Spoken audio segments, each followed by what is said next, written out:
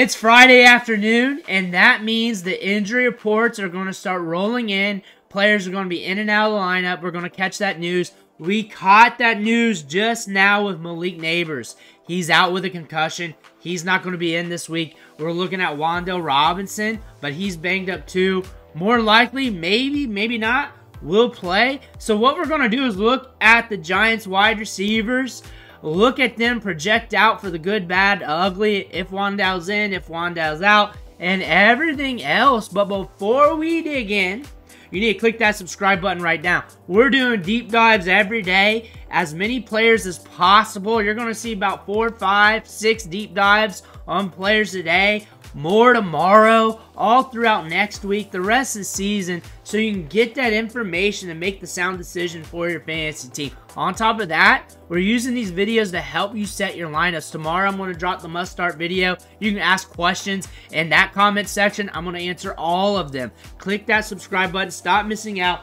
Ric Flair is watching you, and he gets upset if you don't click that button. Hit that button, stop missing out. But Malik Nabers is out.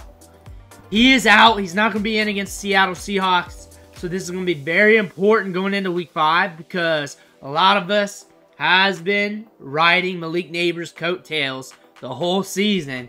Now, I don't know what we're going to do without him for a week, but Wan'Dale Robinson has been getting heavy targets. Heavy targets in his offense. But was limited on Thursday. We got to see what's going on Friday. We're going to have to see his availability for week 5 here. But he's been getting a lot of work.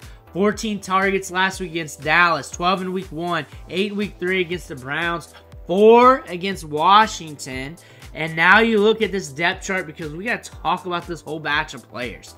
Darius Slayton, next guy up. Jalen Hyatt, the deep threat. Another guy to look at. Then we got some other guys. Bryce Ford-Wheaton has ran some routes, gotten some opportunities, but it's been quiet with the rest of the jabronis on this team. So, when you look at the routes ran throughout the season here, it's mainly Wan'Dale Robinson, Malik Nabers, with a sprinkle of Darius Slayton and Jalen Hyatt.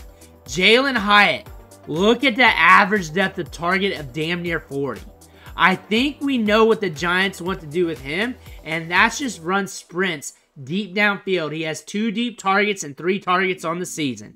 That's what that means. Just straight up sprints right down the field. Darius Slayton, the incumbent veteran on this roster, at 12.8 average depth of target. That's looking grand. 11% target share with Wan'Dale and Malik Nabers. That's solid considering that. With Malik Nabers with almost a 40% target share, and you got Wan'Dale Robinson over here with almost a 30% target share, and him able to soak up anything in double digits, that's looking very good. And you got Wan'Dale Robinson just eating up targets, just getting targets, 9.5 per game. Top tier in the NFL. He should have not been on waivers at all during this time, but he was a waiver wire pickup for some folks. He was, because I saw it in the streets. But we're looking at this. 177 air yards on the season. 4.7 average up target for Robinson. So he's getting the short targets. They're going to have to stretch out the field for him to get those short targets for them to be valuable. But he's going to rack them up, because they're going to look his way. However, Darius Slayton might get some of those Malik Nabers targets downfield a little bit. So he might be a sneaky pickup. And you're looking at Wan'Dale Robinson. He's just always been there and been productive. Remember, he had that knee injury, slowed him down, and then we had a ramp up last year, but he was just always there being productive. Now he's looking good with Malik Nabers, especially when you're chasing the workload, and Darius Slayton has always just been there as well, just being productive off and on throughout his career. He's Darius Slayton. It's not like he's Malik Nabers. It's not like he's CeeDee Lamb or anything. But he does have some upside when given opportunity, because he can bring in the deep ball. He has deep speed. He can capture it downfield. Over the last 4 years, 7.5 PPR points per game. But he has those spike weeks. He has one wide receiver 1 week, a few games past 15 fantasy points, but the upside's there. Then there's Jalen Hyatt.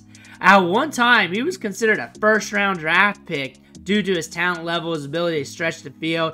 He had that big game against Alabama in his final season there. A lot of people was drumming that drum for Jalen Hyatt, but now we are an air yards dandy for the New York Giants. If you got fantasy points for air yards, especially for ADOT, Jalen Hyatt's that dude. And this is ADOT per game here. And there are games where he's in the 50s, the 40s, and he's an ADOT dandy. And what this means for you in fantasy football is if he brings in 1 or 2 of those deep shots, considering he's probably going to get more opportunity, he could splash on you with big production. He's also a candidate to do absolutely nothing for your fantasy team. However, he's a gamble. He's a gamble. He's a gamble you don't want to make. You don't want to have to make this gamble. But daily fantasy football, deeper leagues, decimated teams, you see him getting deep shots here and there. You bring one in, something could happen. And again, we're looking at the volume in this offense, and it's the Malik Nabers show, which is not going to happen this week. Wan'Dale Robinson, which should happen this week. He's getting a lot of targets. He's getting good target share. Darius Slayton getting opportunity with 10 balls caught and 122 yards. After that, it's just Jalen Hyatt with 3 targets. Bryce Ford-Wheaton running some routes, getting some opportunity in one game. That being said, this offense is going to look different. Darius Slayton could be a sneaky play downfield. That's something to look at here, especially if you're decimated at wide receiver. If Wan'Dale Robinson is out, you're probably definitely looking at Darius Slayton. You're probably looking at him nonetheless. He's going to get a lot more routes ran, a lot more opportunities.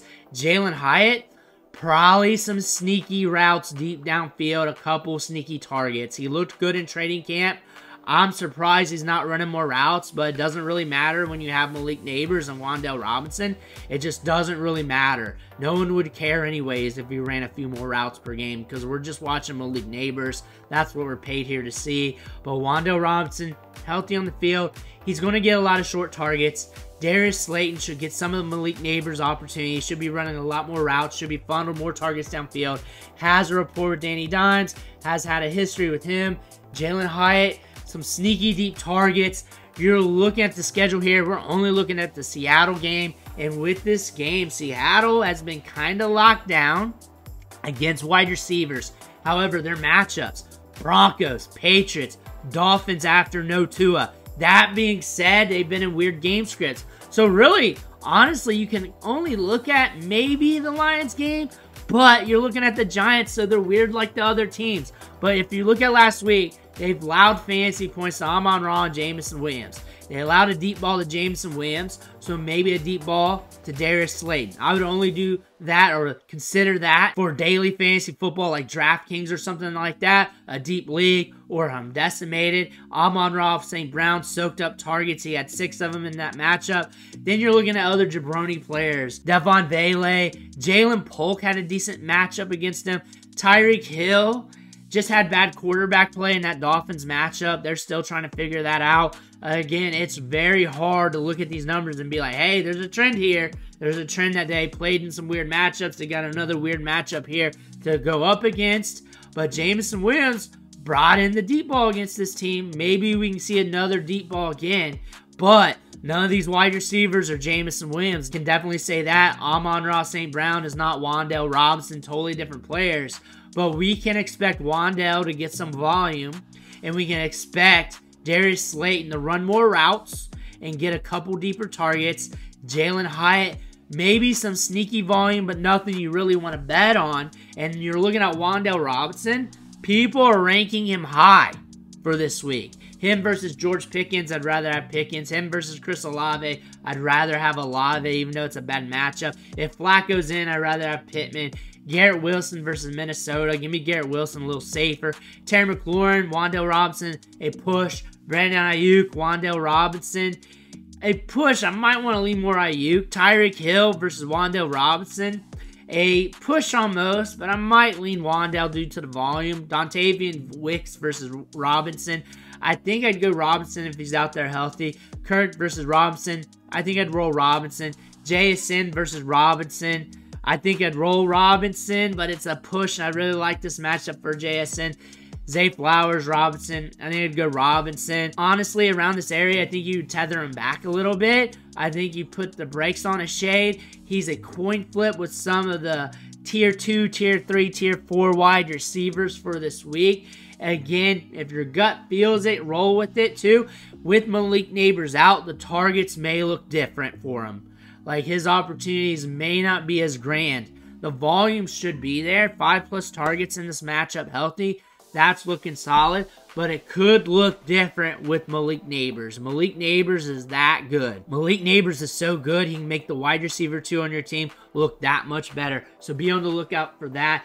You don't want this. You're saying fuck the Giants. I don't want this matchup, and I get it. And I wouldn't really feel that great about it. I don't feel amazing about it with Malik Nabers out. I understand Wan'Dale's probably a lot better with Malik Nabers in, but we're looking at volume, and if you just need targets at wide receiver, there's a good look here. It's on the cheap. That's something you want to do. But again, Malik Nabers is out. That's going to impact this offense drastically. It's not going to look the same. We've also seen Daniel Jones look horrible in matchups. And that being said, that could impact these wide receivers even more. So you got to be leery here. So again, when you're looking at him with those wide receiver 2s and 3s here in the rankings for week 5, you may want to go the other way and just trust your gut. But if your gut's going with Wan'Dale on any of them, just roll with it, see what happens, because it is a coin flip with those scenarios. Let me know what you think in the comments below. Make sure to hit that subscribe button on the way out. Thank you for watching. Catch you on the next video.